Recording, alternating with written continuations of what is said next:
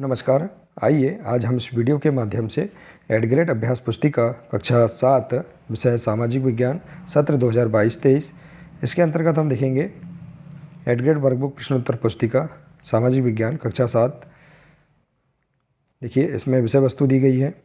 इस विषय वस्तु के आधार पर हम जो नया अध्याय है अध्याय 8 ईश्वर से अनुराग। तो देखिए इस अध्याय के हम सभी प्रश्नों के आंसर किस प्रकार से पूर्ण करेंगे, आइए आज हम इस वीडियो के माध्यम से समझेंगे।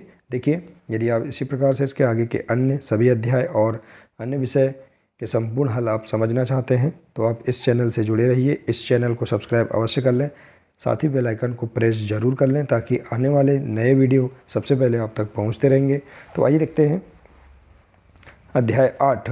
देखिए वार्षिक परीक्षा में एडग्रेड अभ्यास पुस्तिकाओं से ही प्रश्न पूछे जाते हैं, तो आप इसका अच्छे से अध्ययन कर लें। तो आइए देखते हैं अध्याय 8 ईश्वर से अनुराग। इसके सभी 10 प्रश्नों के आंसर पाठ्यपुस्तक के अनुसार आप इस प्रकार से पूर्ण कर सकते हैं। पहला प्रश्न है 7वीं से 9वीं शताब्दी के मध्य धार्मिक आंदोलन का नेतृत्व किसके द्वारा किया गया था। तो देखिए इसका आंसर इतिहास के पाठ्यपुस्तक के पृष्ठ क्रमांक 105 से। देखिए इन आंदोलनों का नेतृत्व नए नारों अर्थात शैव संतों और अलवारों वैष्णव संतों ने किया। तो इस प्रकार से आप इसका आंसर 105 पृष्ठ क्रमांक से लिख सकते हैं। अगला प्रश्न है संत कवियों द्वारा किन सामाजिक अंतरों का विरोध किया गया था। इसका आंसर देखिए पृष्ठ क्रमांक 108 से।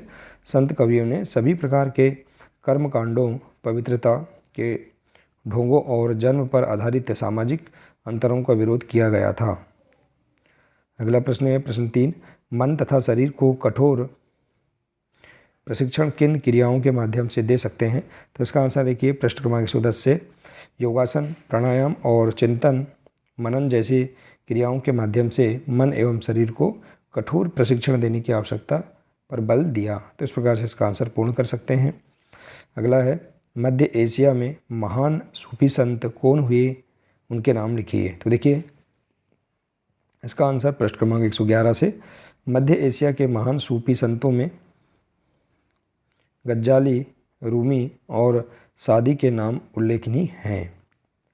अगला प्रश्न 6 संतों और सूफियों के विचारों में बहुत अधिक समानता किस प्रकार थी, लिखिए। तो देखिए इसका आंसर पृष्ठ क्रमांक 110 से।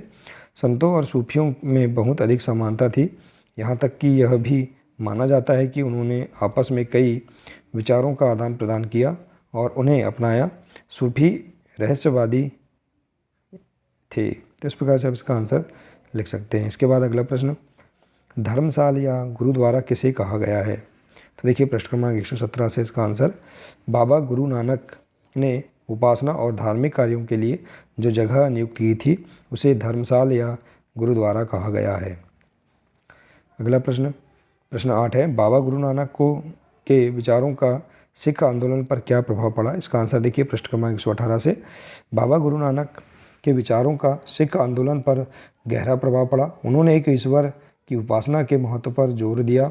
उन्होंने आग्रह किया कि जाति, धर्म अथवा लिंग भेद मुक्ति प्राप्ति के लिए कोई मायने नहीं रखते हैं। तो इस प्रकार से इसका आंसर आप बता सकते हैं। इसके बाद अगला संत कबीर की प्रमुख रचनाएं कहाँ संग्रहित हैं, सुरक्षित हैं, संग्रहित एवं सुरक्षित हैं। तो देखिए पृष्ठ क्रमांक 116 से इसका आंसर संत कबीर की प्रमुख रचनाएं भजन गुरु, ग्रंथ साहब और पंचवाड़ी और बीजक में संग्रहित एवं सुरक्षित हैं। तो इस प्रकार से आप इसका आंसर लिख सकते हैं। अगला प्रश्न है प्रश्न 10 13वीं सदी के बाद उत्तरी भारत में आए धार्मिक बदलाव की विशेषता लिखिए। तो देखिए इसका आंसर पृष्ठ क्रमांक 108 से। 13वीं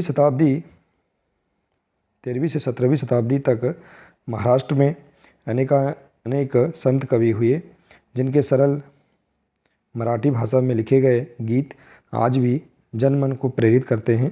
उन संतों में सबसे महत्वपूर्ण थे ज्ञानेश्वर, नामदेव, एकनाथ और तुकाराम तथा सखुबाई जैसी स्त्रियां तथा चोखा मेला का परिवार जो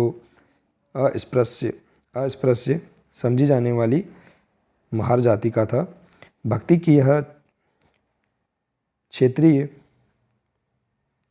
परंपरा पठारपुरा में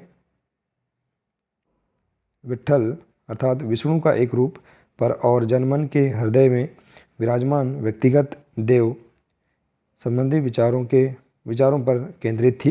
तो इस प्रकार से आप इसका आंसर आप पृष्ठ क्रमांक 108 से लिख सकते हैं। तो देखिए, इस प्रकार से आप इस अध्याय के सभी 10 प्रश्नों के आंसर इतिहास की पाठ्यपुस्तक से आसानी से आप पूर्ण कर सकते हैं। देखिए, निर्देशों के आधार पर आप इस प्रकार से इनके आंसर पूर्ण कर सकते हैं। आशा है कि आपको इस अध्याय के सभी प्रश्नों के आंसर समझ में आ गए होंगे। मिलते हैं इसी प्रकार से अगले नए वीडियो के साथ। नमस्कार।